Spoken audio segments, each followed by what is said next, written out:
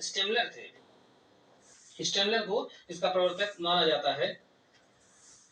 और स्टेमलर के अनुसार कोई भी आदर्श नहीं होता है, अर्थात कोई भी चीज एब्सोल्यूट नहीं होती है और वह समय और परिस्थितियों के अनुसार बदलती रहती है। तो इसी कारण जो है स्टेमलर को परवर्ती अंतर्वस्तु की नैसर्गिक विधि का प्रवर्तक माना जाता है।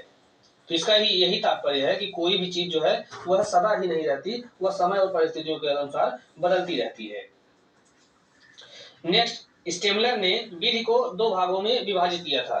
कि ये दो भाग कौन से थे, अर्थात ये दो प्रकार की विधियां कौन सी थी।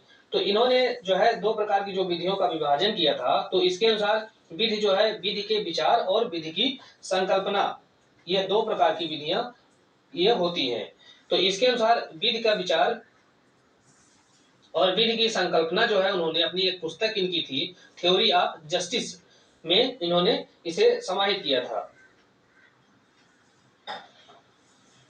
नेक्स्ट, किसी भी समाज के अस्तित्व के लिए कुछ साझी नैतिकता आवश्यक है। तो यह कथन जो है या यह दावा किसका है, तो यह कथन हार्ट का है।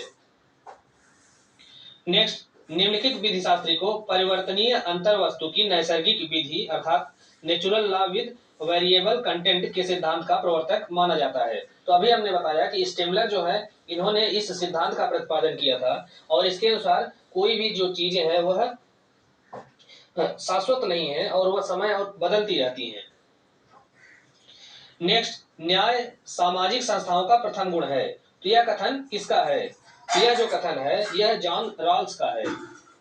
तो जॉन रॉल्स ने यह कहा था कि न्याय जो है सामाजिक संस्थाओं का पहला गुण है। नेक्स्ट, सभी प्रमाणवादी विधि एक न्यायोचित विधि के प्राप्त करने का प्रयास है और न्याय सामाजिक जीवन ढांचे के भीतर इच्छाओं और प्रयोजनों का समन्वय है। इच्छाओं और प्रयोजनों का समन्वय काल तथा स्थान के साथ परिवर्तनशील है। यह कथन किसका है, तो यह कथन जो है वह रूसो का है। नेक्स्ट, किसने प्रमाणवाद की आधुनिक अर्थ में नींव रखी है। तो प्रमाणवाद की आधुनिक अर्थ में नींव रखने वाले जो विधिशास्त्री हैं वे थे बेंथम।